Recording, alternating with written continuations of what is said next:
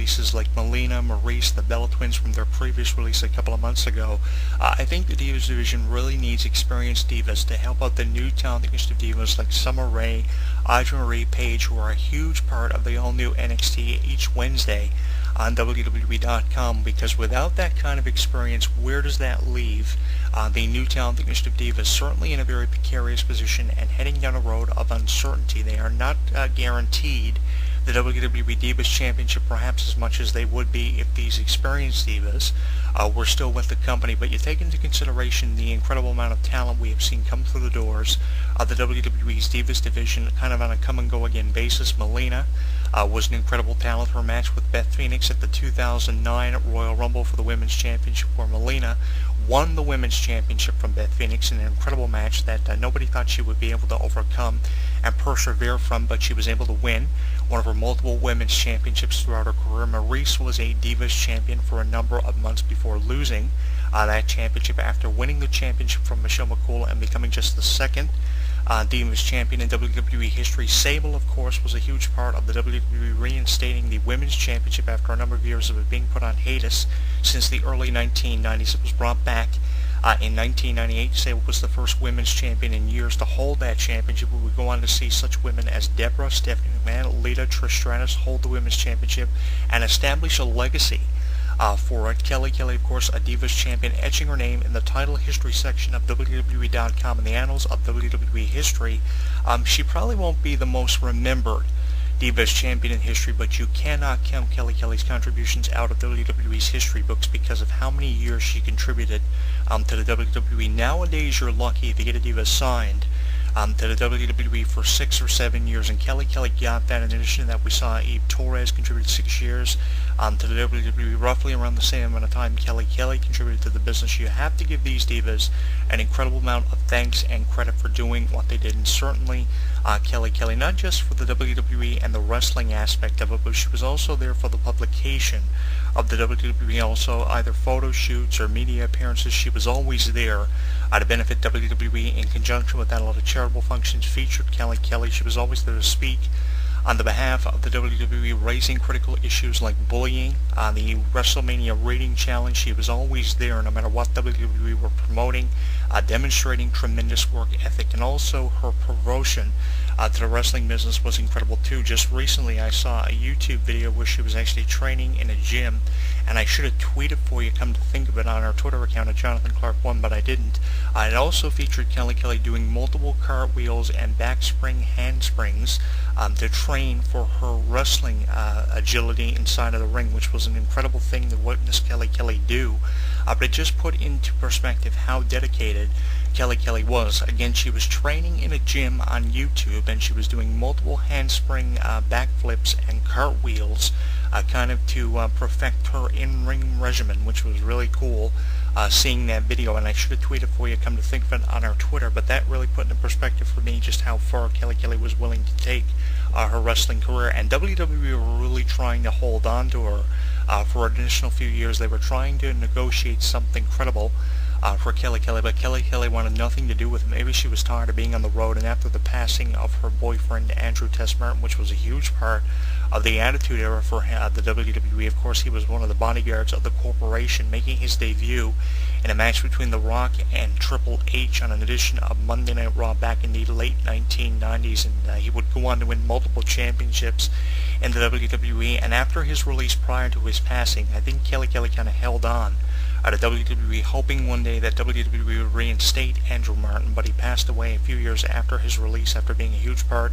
of the ECW brand and elevating his career to the #1 contender's position for the ECW title, which he would have won from Lashley, who was the champion around the time he had elevated his career to being the #1 contender for the ECW championship. But they didn't hold on to Test in a couple of years after that because of depression, being away from Kelly and all of his friends in the WWE. From what I read on social media, he passed away from causes that were, of course, diagnosed a couple of weeks after his passing, which was in 2008. 2009. Test made so many contributions to professional wrestling that Kelly Kelly is doing now, and I think she did it as a tribute somewhat to Andrew Martin's passing. Years after he died, she stayed with WWE and became one of their most popular divas, and became the Divas Champion a few years after that.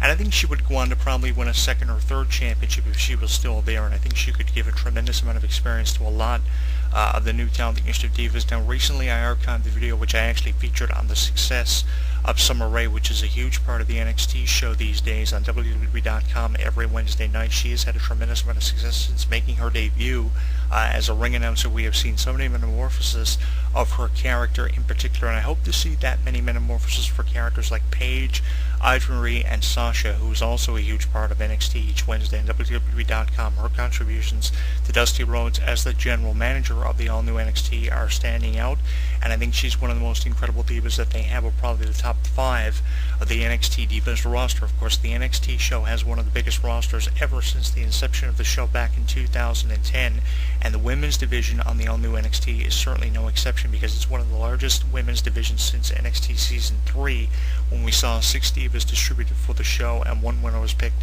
of course, the current Divas champion, Caitlyn, who will defend the championship over the next couple of weeks against AJ. And speaking of AJ versus Caitlyn, this is the first feud between these two since they were put on SmackDown. They had an initial feud which really didn't have much to tell.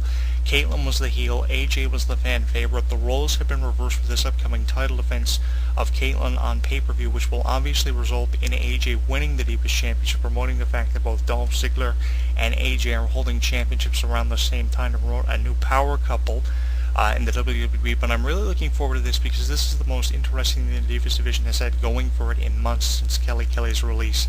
I've been looking for a reason to watch the Divas division, and since Kelly Kelly's release I really haven't had much of a reason, but at least now with the AJ Caitlyn match coming up at a pay-per-view or an upcoming edition of Raw and SmackDown, which will probably be done for the Canadian tour of WWE over the next couple of weeks if they do it for free television, and the next pay-per-view if they don't do it on free TV until the next pay-per-view, that is when we will see AJ facing Caitlyn. And I think this feud is more unpredictable now because the roles have been reversed, and very appropriately. We have AJ playing the psychotic heel and Caitlyn playing the fan favorite who is loved by virtually all the WWE fans, and we have a stalker for Caitlyn, throwing in a unique twist to this Divas storyline, which could be almost anyone. And I think really the stalker is going to be revealed to be AJ, because it seems as if WWE are putting a lot of emphasis on this stalker, and AJ's always there whenever Caitlyn gets a text message. So we're looking for a prediction as to who this stalker could be who is stalking the current Divas champion Caitlyn. We have seen many stalker storylines over the years, going back as far as DDP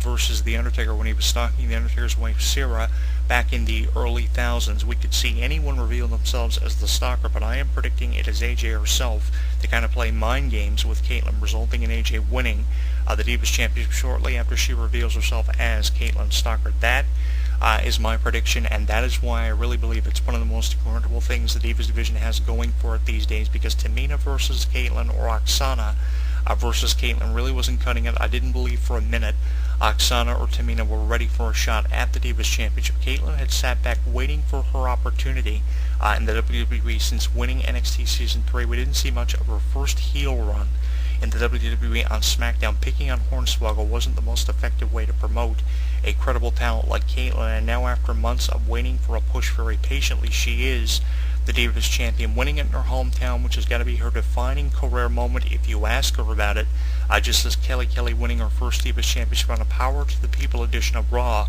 back in 2011 was the moment that defined Kelly's career. Now, I could say that was the moment that defined Kelly's career, but speaking from the perspective of a wrestling fan, do you believe that winning the Divas Championship on the Power to the People edition of Monday Night Raw back in 2011 was in fact the moment that defined Kelly's career and put into perspective what her career was truly all about? You can give me what you believe was Kelly's defining career moment on Facebook at facebook.com/HW Entertainment. You can tweet me your career-defining moment when it comes to Kelly on Twitter at JonathanClarke1, and you can find me on YouTube at youtube.com/JonathanClarke22 and leave me a few comments pertaining to the career-defining moment of Kelly, because she's had many, from her debut on ECW as an exhibitionist on the very first edition of ECW in years when it was brought back as a revamped version from WWE in June of 2006. She was virtually on every edition of ECW. It led up to her in-ring debut against Ariel Shelly Martinez, who went on to TNA to work with LAX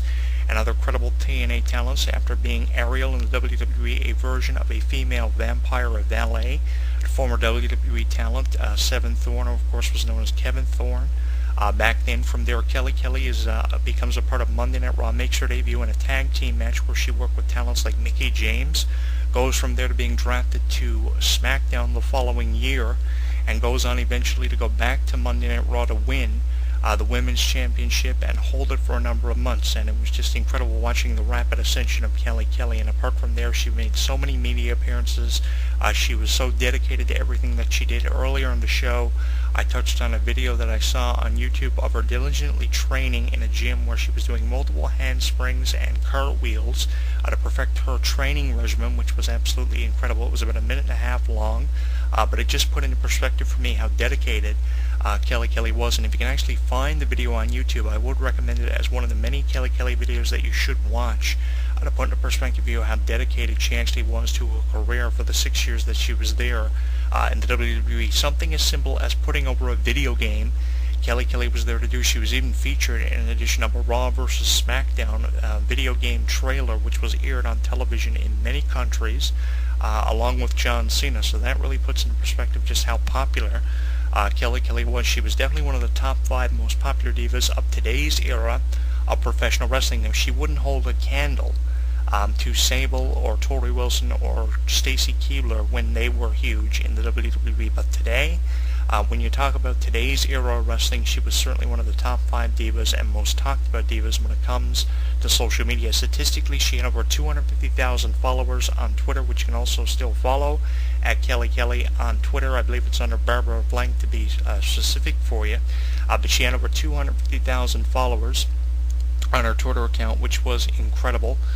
She was the most followed diva in WWE history, and she was the most subscribed to diva on her Facebook fan page.